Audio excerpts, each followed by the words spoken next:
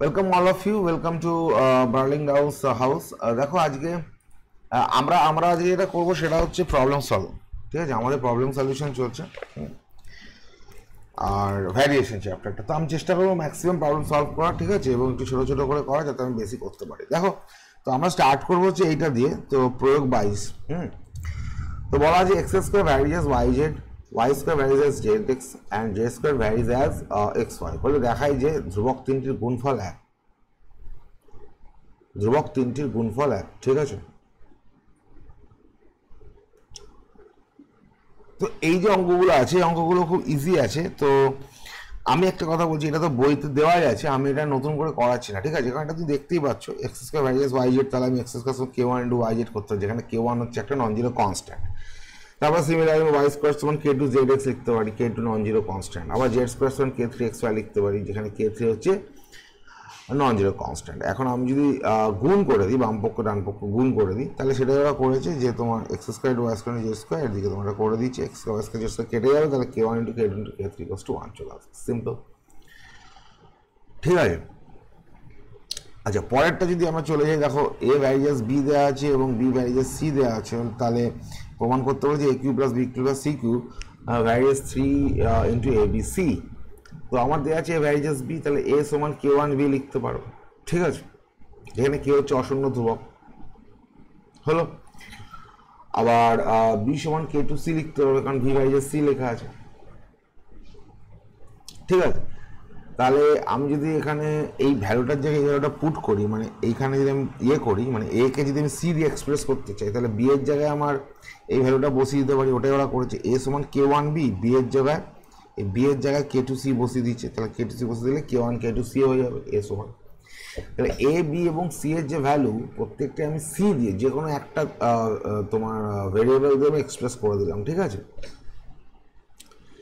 এবার আমি যেটা করবো সেটা হচ্ছে আমি এই এক্সপ্রেশনটাকে নিয়ে নেবো, a cube plus b cube plus c cube by three a b c নিলাম। আমি এ কিউ বি কিউ আর সি কিউ মানে এ বি এবং সি এর জায়গায় তোমার আমি মানে এ আর বি এর জায়গায় সি তো সি যেমন আছে, সেখানে সি দিয়ে যে ভ্যালুগুলো পেয়েছি ইন টার্মস অফ সি, সেগুলো আমি এখানে পুট করে দিচ্ছি। ঠিক আছে, তো আমি পুট করে দিই, তাহলে আমি এটা পাচ্ছি সেটা দেখো, এর জায়গায় k one K two c whole cube plus k two c whole cube plus c cube by three into a b c, three into a যায় কে ওয়ান কে টু সি, বি এর যায় কে টু সি, এটা তাই বসে দিলাম। এটা বসে দেওয়ার পর আমি কী পাচ্ছি, সি কিউ কমন নিয়ে নিলে কে ওয়ান কে টু স্কোয়ার এরকম পড়ে থাকবে, বাকি সি কিউটা কেটে যাবে, তাহলে এইটা পড়ে থাকছে, এটা অশূন্য ধ্রুবক। এটা কেন অশূন্য ধ্রুবক? কারণ কে ওয়ান কে টু অশূন্য ধ্রুবক। তাহলে এখান থেকে কী বলতে পারি, এটা যদি হয় ধ্রুবক হয়ে যায়, তাহলে a cube plus b plus c cube by three a b c একটা কনস্ট্যান্ট, তার মানে ওটা varies as three a b c হয়ে যাচ্ছে। ঠিক আছে, তো এইরকমই একটা অঙ্ক দেখো পরেরটা দেওয়া আছে। ঠিক আছে, এটা করে দেন, এইটা আমরা করবো। ঠিক আছে, 24-এরটা, 24-এর অঙ্ক এটা বলছে, দেখো 24-এরটা এটা বলছে এক্স ভ্যারিজেস ওয়াই দেওয়া আছে, ওয়াই ভ্যারিজেস জেড আছে, তাহলে প্রমাণ করতে হবে X square plus Y square plus Z square varies as X Y Y Z plus Z X. ঠিক আছে, চলো দেখা যাক। তো আমার দেওয়া আছে এখানে এক্স ভ্যারিজেস ওয়াই। ঠিক আছে, খাতাটা ঠিক করে নিই। ওকে, আচ্ছা এক্স ভ্যারিজ অ্যাজ ওয়াই দেওয়া আছে, আর দেওয়া আছে হচ্ছে ওয়াই ভ্যারিজ অ্যাজ জেড দেওয়া আছে। ঠিক আছে, ইউ হ্যাভ টু প্রুভ, যে আমাদের প্রমাণ করতে হবে যে ভাই X square plus Y square plus Z square varies as X Y plus Y Z plus Z X. ঠিক আছে, এটা আমার প্রমাণ করতে সিমিলার অঙ্ক, মানে সেম কাইন্ড, কিন্তু এটা করা নেই বলে আমি করছি। দেখো প্রথমটাতে আমি লিখতে পারি এক্স ভ্যারিজেস ওয়াই, এটা মানে আমি লিখতে পারি implies X equals to K one Y, যেখানে কে ওয়ান হচ্ছে একটা তোমার নন জিরো কনস্ট্যান্ট। ঠিক আছে,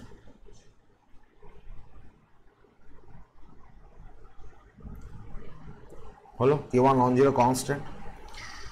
তো এইটা যদি আমি পেয়ে যাই এক্স এর ভ্যালু, তো আমি আবার পাচ্ছি ওয়াই ভ্যারিজেস জেড, এখান থেকে আমি লিখতে পারি ওয়াই সমান হচ্ছে কে টু ওয়াই, যেখানে কে টু হচ্ছে একটা নন জিরো কনস্ট্যান্ট।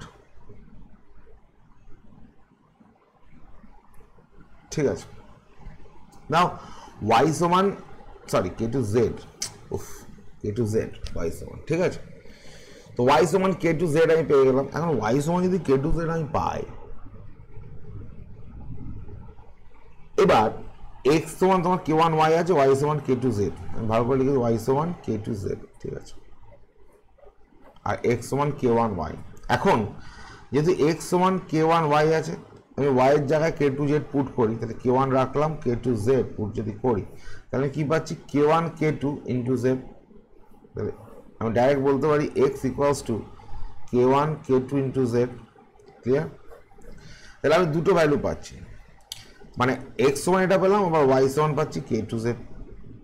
ঠিক আছে, তাহলে আমি এক্স এর ভ্যালু এবং ওয়াই এর ভ্যালু দুটোই আমি কিন্তু জেড দিয়ে এক্সপ্রেস করতে পারছি, এটা আমার দরকার ছিল। আচ্ছা, কারণ হোমোজিনিয়াস আছে, ঠিক আছে, মানে ঘাতগুলো তুমি যদি দেখো, আমি বুঝিয়ে দিচ্ছি। এবার আমাকে দেখাতে হবে যে X square plus Y square plus Z square varies as x Y plus Y Z plus Z X, এটা আমার দেখাতে হবে। এবার এইটা যখন আমি দেখাবো, আমি বুঝবো কি করে যে এই মেথডে হবে, এটা একটা কোশ্চেন। দেখো এখানে এক্স এর পাওয়ার কত 2, এখানে ওয়াই এর পাওয়ার কত 2, জেড এর পাওয়ার 2 হলো, ঠিক আছে, এটা বলে ঘাত। ঠিক আছে, তবে এক্স এর সঙ্গে ওয়াই গুণ আছে দুটো ভ্যারিয়েবল, তো আমি যদি এক্স আর ওয়াই যদি ভ্যারিয়েবল দুটো ভ্যারিয়েবল গুণ আছে, তাহলে এদের পাওয়ার কত 2, 2 মানে কি এক্স এর পাওয়ার 2 না, এক্স এর পাওয়ার 1 ওয়াই এর পাওয়ার 1, যোগ হয়ে কত হচ্ছে 2, এটা 1 এটা 1, যোগ হয়ে কত হচ্ছে 2। সিমিলারলি প্লাস দিয়ে তুমি দেখো ওয়াই এর পাওয়ার 1 জেড এর পাওয়ার 1, যোগ হয়ে কত হচ্ছে 2, জেড এর পাওয়ার 1 এক্স এর পাওয়ার 1, যোগ হয়ে কত হচ্ছে 2। তাহলে আমি এখানে দেখছি সব পাওয়ারগুলো 2 আসে, আর এদিকে আমার পাওয়ারগুলো সব 2 আসে। যখন এরকম দেয়া থাকবে তখনই এটা কিন্তু অ্যাপ্লিকেবল হবে, অর্থাৎ হোমোজেনিয়াস আছে। ঠিক আছে, তো এবার আমি যেটা করবো, আমি এখানে নিয়ে নেবো এক্সপ্রেশনটা নিয়ে নেবো X square plus Y square plus Z square by x Y plus Y Z plus Z X এর এক্সপ্রেশনটা আমি যদি নিই, তাহলে এটা সমান আমি কি লিখতে পারবো, এটা ভ্যালুটা বসে দেয় এক্স সমান হচ্ছে কে ওয়ান কে টু জেড জেড তার হোল স্কোয়ার প্লাস ওয়াই সমান হচ্ছে কে টু জেড তার whole square plus Z square. আর তাহলে আমি করছি এক্স ইন্টু ওয়াই কত, এক্স হচ্ছে কে ওয়ান কে টু, সরি কে ওয়ান কে টু জেড, ওয়াই হচ্ছে k two z plus Y Z, y কত কে টু জেড ইন্টু তোমার শুধু z plus Z x, z কত জেড তো জেড আর x, x এর value কে one কে two Z হলো। তাহলে আমি যদি এখান থেকে জেড স্কোয়ার কমন নিই, তাহলে এখানে কি পড়ে থাকছে k one square k two square plus k two square plus 1 by এখান থেকে জেড স্কোয়ার যদি কমন যায়, দেখো কে ওয়ান কে টু স্কোয়ার, কে ওয়ান কে two square plus k two plus k one কে টু হলো। তাহলে আমার এই জেড স্কোয়ারটা কেটে যাবে, যদি জেড স্কোয়ার কেটে যায় তাহলে আমার পড়ে থাকবে শুধু হচ্ছে এইটা। এবার এইটাকে মানে k one K two square plus k two square plus k one by k one K two square plus k two plus k one K two, এটা কি একটা কনস্ট্যান্ট, এবং আমি এটাকে কে ধরে নিচ্ছি বড় কে, জাস্ট সুবিধার জন্য। এটা কি হবে, একটা নন জিরো কনস্ট্যান্ট, এটা নন জিরো কনস্ট্যান্ট। তাহলে আমি যদি এটা নন জিরো কনস্ট্যান্ট পেয়ে যাই, কি পেলাম, এটা দেখো এই এক্সপ্রেশনটা যে ভ্যালু বার করলাম সেটা আমার একটা কনস্ট্যান্ট এলো। তাহলে অতএব আমি লিখতে পারি x square plus Y square plus Z square by x Y plus Y Z plus Z x equals to একটা কনস্ট্যান্ট, নন জিরো কনস্ট্যান্ট। তার মানেটা কি, এটা ইমপ্লাই করে কি, তাহলে x square plus Y square plus Z square varies as x Y plus Y Z plus Z x, এইটাই হচ্ছে আমার অঙ্ক। ঠিক আছে, এইভাবে কিন্তু আমার প্রবলেমটা আমি করলাম। ঠিক আছে, এই প্রবলেমটারই একটা স্টাইল করে দেওয়া ছিল 23 নম্বরটার, তোমার 24 নম্বরটা 23-এ করা ছিল, তো 23 আর 24 নম্বরের মধ্যে বেশি করে ডিফারেন্স নেই, দে আর অলমোস্ট সেম। ঠিক আছে, অলমোস্ট সেম। তো এই হচ্ছে আমার প্রবলেম। আচ্ছা, আমরা এবার যাবো হচ্ছে নেক্সট প্রবলেম। তো চলো নেক্সট প্রবলেম আমরা যাবো, তার আগে একটা মিনিট আমাকে টাইম দাও।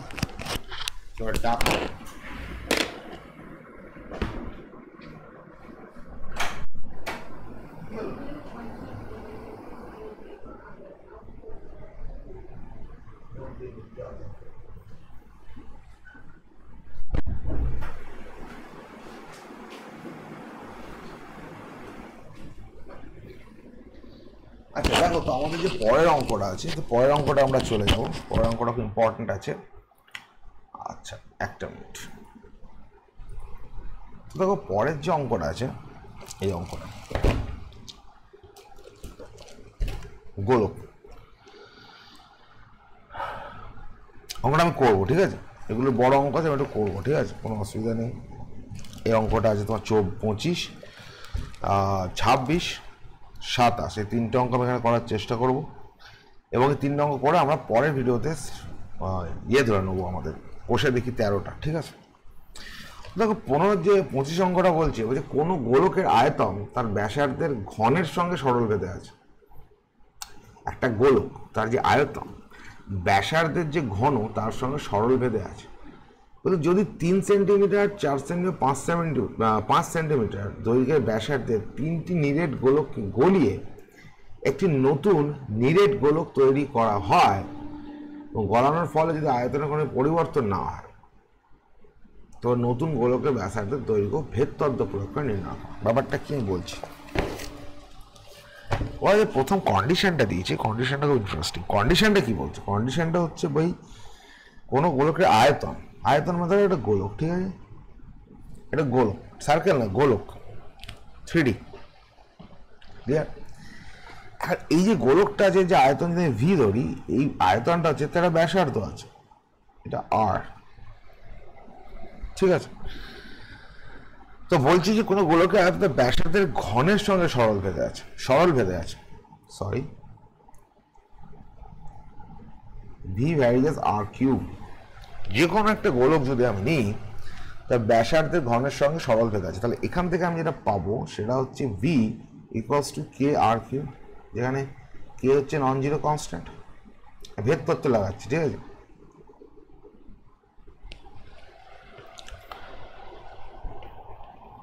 ঠিক আছে, এইটাই প্রথম লাইন। এবার বলছি যে 3 সেমি, 4 সেমি ও 5 সেমি দৈর্ঘ্য ব্যাসার্ধের 3টি নিরেট গোলককে গলিয়ে নতুন নিরেট গোলক তৈরি করা হয় এবং গলানোর ফলে যদি আয়তনে কোনো পরিবর্তন না হয়, ঠিক আছে, তবে নতুন গোলকটি ব্যাসার্ধের দৈর্ঘ্য কত?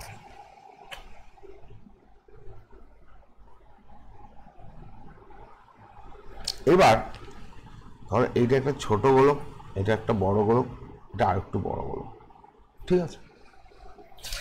এই তিনটেকে আমি গলালাম, গলে আমি একটা বড় গোলক পেলাম, ঠিক আছে?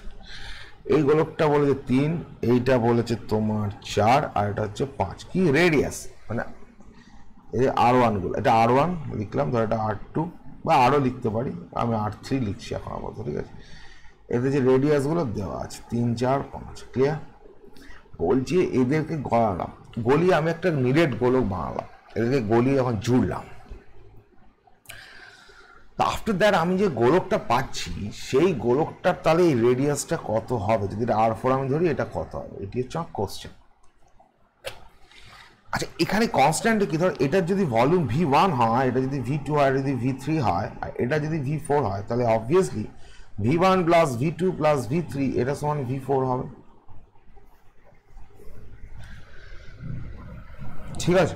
কারণ আয়তনটা আমার সমান থাকবে, তাহলে V1 plus V2 plus V3 equals to V4 হবে।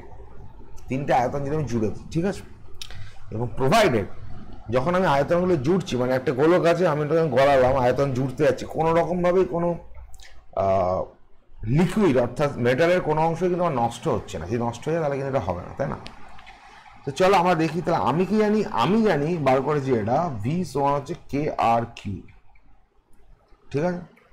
তাহলে আমি এখান থেকে কি বলতে পারি? V1 equals to k into R1 cube, R1 সমান হচ্ছে আমার 3, তাহলে কে ইন্টু 3 কিউব, 3 কিউব 27 লিখতে পারি, কে ইন্টু 27, এটা একটা কেস। আবার ধরো V2 এটা সমান আমার হচ্ছে কে R2 কিউ, ক্লিয়ার? R2 মানে কি? R2 মানে 4 কিউব। আচ্ছা, 4 কিউব যদি হয় তাহলে 4 4 16, 4 সঙ্গে 64, 64, 4, ঠিক আছে? V3 হচ্ছে কে ইন্টু R3 কিউ, কে ইন্টু 5 কিউ, কে ইন্টু 125। এখন আমি যদি সাম আপ করি V1 plus V2 plus V3, তাহলে আসবে কত? এই তিনটে যোগ, কে কমন নিলাম, বা কে আছে, কে কমন নিলে 27 প্লাস 64 প্লাস 125, ঠিক আছে? এটার ভ্যালু আসছে কে ইন্টু 7 আর 4 11, 11 আর 5 16, 6, হাতে রইল 1। আচ্ছা, তারপরে 6 আর 2 8 আর 2 10, 1 11 1, 1 থাকলো হাতে, 1 1 216। 216 মানে কি? 216 মানে হচ্ছে 6x কিউব। এইবার আমরা কি দেখছি? আমরা দেখছি যে আমরা যদি তিনটে ভলিউমকে অ্যাড করি তাহলে আমি যে নতুন নিডেড গোলকটা পাচ্ছি তার ভলিউম হচ্ছে V4। যেহেতু তুমি জানো, যেহেতু আমি একটুখানি লিখছি V1 plus V2 plus V3 equals to V4, অতএব আমি কি লিখতে পারি? তাহলে V4 ইকুয়ালস টু হচ্ছে K ইন্টু 6 কিউব। আবার V4 এর ক্ষেত্রেও তো তোমার একই রুল প্রযোজ্য, তাই না? যেমন এই যে রুলটা আমার দিয়েছে ওরা, যে V equals to k r cube, যেখানে কে হচ্ছে non zero constant, variable constant, sorry variation constant, ভেদ ধ্রুবক। এই যে ভেদ ধ্রুবকটা তো সবার জন্য সমান, এখানেও কে, এখানেও কে, এখানেও কে, এইটাই ফান্ডা। আচ্ছা, তো আমি চলে আসি তাহলে এখানে। তাহলে এখানে আমি যেটা বলতে পারবো, তাহলে V4 সমান K6 কিউব এখান থেকে পাচ্ছি, ঠিক আছে? এইবার এইটাতে আমি পেয়ে গেলাম। এবার আবার কি আমি জানি যে V4 equals to K into R4 cube, যেখানে K হচ্ছে ভেদ কনস্ট্যান্ট। তাহলে আমি এই দুটো জিনিসকে ইকুয়াল করে দিই, এই দুটো ইকুয়েশনকে, এই ইকুয়েশনটাকে আর এই ইকুয়েশনটাকে ইকুয়াল করে দিই, তাহলে আমি কি লিখতে পারছি? K6 cube equals to K R4 cube. তাহলে আমার কে যদি কেটে যায়, মানে এবার কেটে দিব না, দুম করে 5 তলায় এনে কাটবে, ঠিক আছে? তাহলে আমি পাচ্ছি R4 cube equals to 6 cube. R4 cube 6 cube মানে হচ্ছে আমার R4 ইকুয়ালস টু তাহলে 6। তাহলে নতুন আমি যে নিডেড গোলকটা পাবো, তার রেডিয়াস কত বেরোচ্ছে? তার রেডিয়াস বেরোচ্ছে 6। অর্থাৎ আমি 3, 4 এবং 5 এই তিনটে রেডিয়াসের তিনটে গোলক নিলাম, এদেরকে অ্যাড করলাম, অ্যাড করে এই নতুন গোলকটা পেলাম, তার রেডিয়াস আমার হলো 6। এই হচ্ছে অঙ্ক, ঠিক আছে? এই অঙ্কটা করা ছিল এখানে। আমি অঙ্কটা ভালো করে একটু কনসেপশনটা ক্লিয়ার করে বোঝানোর চেষ্টা করলাম, আর কিছুই না। বইতে করে দেওয়া আছে, কিন্তু বইতে জাস্ট লেখা আছে, ঠিক আছে? এটার যে পিক্টোরাল ভিউ, যেটা মানে ছবিতে জিনিসটা কেমন জানাতে পারে সেইটা দেওয়া নেই, ওটা আমি চেষ্টা করলাম, ঠিক আছে? তো চলো আমরা যে পরের অঙ্কে, ঠিক আছে? এই কতক্ষণ হলো একটু দেখে নিই। 17 মিনিট হয়েছে। আমি এক কাজ করি, আমি ভিডিওটা এখানে স্টপ করে দিই, ঠিক আছে? নেক্সট ভিডিওতে দুটো অঙ্ক আমরা করবো, নইলে কি বলতো 17-18 মিনিটের বেশি ভিডিও বড় করতে আমি চাইছিলাম। তো চলো দেখা হচ্ছে নেক্সট ভিডিওতে, ঠিক আছে? অবশ্যই দেখতে থাকো চ্যানেল। আমি এখন একবারও বলতে ভুলেই গেছি, আমি যে অবশ্যই ভালো লাগলে চ্যানেলটা সাবস্ক্রাইব করো, কমেন্ট করে জানিও কেমন লাগছে, লাইক করো, ঠিক আছে? চলো।